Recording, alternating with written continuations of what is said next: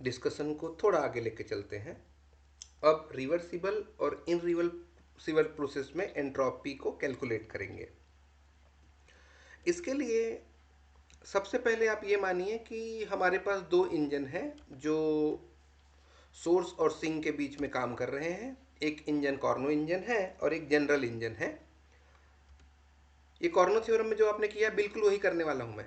ये Q1 heat लेगा, ठीक है, सिंक को Q2 देगा और रिमेनिंग जो अमाउंट है हीट का उसको वर्क डन में कन्वर्ट कर देगा।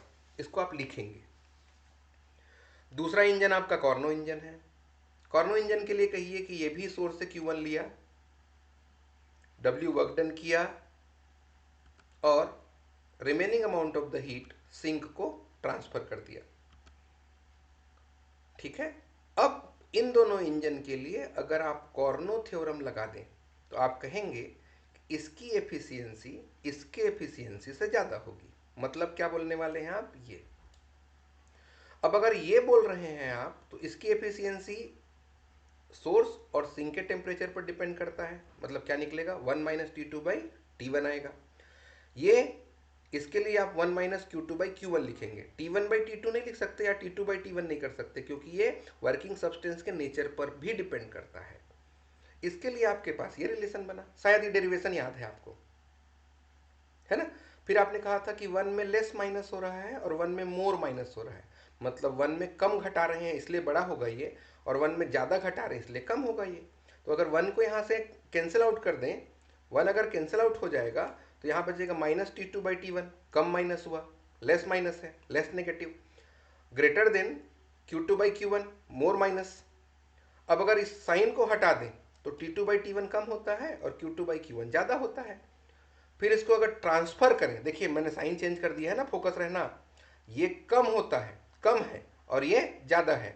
अब क्या मिलेगा? Q1/T1 और यहाँ मिल जाएगा Q2/T2। ध्यान रखना इस रिलेशन को, ध्यान में रखना।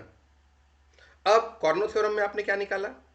आप अब आप ये कहने वाले हैं कि हमारे पास ये जो क्वांटिटी है Q1/T1 ये लेस देन होगा Q2/T2 के। इसको नोट करके रखिए, आगे यूज करेंगे। Q1 T1 छोटा है Q2 T2 से। अब अगर मैं आपसे क्वेश्चन करूं कि स्रोत की एंट्रोपी में कमी कितने की हुई, क्योंकि हीट लिया है आपने, S1 = Q1/T1। सिंक की एंट्रोपी में वृद्धि कितनी हुई? Q2/T2। Q2 हीट दिया था T2 टेम्परेचर के लिए, तो एंट्रोपी में कमी Q1/T1, एंट्रोपी में वृद्धि Q2/T2। टोटल चेंजेस कितने का? कुल वृद्धि कितनी है? तो Q2T2 में Q1T1 को माइनस कर दो, क्योंकि आपको पता है कि बड़ा छोटा कौन है ना? तो आपके पास आंसर क्या आया? पॉजिटिव में आया। इसका मतलब इरिवर्सिबल प्रोसेस में एंट्रोपी बढ़ती है। ब्रह्मांड की एंट्रोपी बढ़ेगी। अनुत्क्रमणी प्रक्रम में एंट्रोपी में वृद्धि होती है। अब बात करते हैं उत्क्रमणी की। उत्क्रमणी प्रक्रम में अगर एंट्रोपी निकालनी है, इसके लिए हम लोग आपके इस कॉर्नो साइकिल पे बात करने वाले हैं। ये डायग्राम आपको बहुत अच्छे से याद होगा। ये पीवी डायग्राम है ना? ये पी है और ये वी है, ठीक? ये आपका वी हुआ। पीवी डायग्राम में अगर आप देखें तो ये यहाँ ए से बी तक आपने कहा था आइसोथर्मल एक्सपेंशन होगा, है ना? और यहाँ हीट एब्जॉर्ब करेंगे तो एंट्रोपी में परिवर्तन कितने का होगा? ds = Q1/T1, क्योंकि यहाँ टेम्परेचर T1 है और Q1 amount of the heat absorb किया। B से C को आपने कहा था रुद्धोष्म प्रसार, एडियाबेटिक एक्सपेंशन। यहाँ आपने कहा था कि टेम्परेचर में कोई टेम्परेचर चेंज होकर T1 से T2 होगा, लेकिन ये रुद्धोष्म प्रक्रम है, इसलिए एंट्रोपी यहाँ की कितनी होगी? 0, क्योंकि आपने कहा है कि रुद्धोष्म प्रक्रिया में एंट्रोपी 0 होती है। अगर C से D पे आए तो आपने इसको आइसोथर्मल कंप्रेशन कहा है, समतापी संपीडन कहा है। यहाँ भी टेम्परेचर चेंज नहीं हो रहा है, मतलब एंट्रोपी चेंज होगी। तो एंट्रॉपी में वृद्धि कितने की हुई, DS2 की। DS2 कितना हो जाएगा, Q2/T2। Q2/T2 नेगेटिव क्यों लिया, दे रहे हैं आप हीट। फिर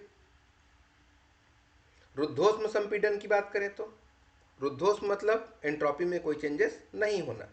तो टोटल एंट्रॉपी कितनी, DS1 plus DS2 plus DS3 plus DS4। तो इन दोनों को, बाकी तो जीरो है, तो DS1 और DS3 है। क्या बचा,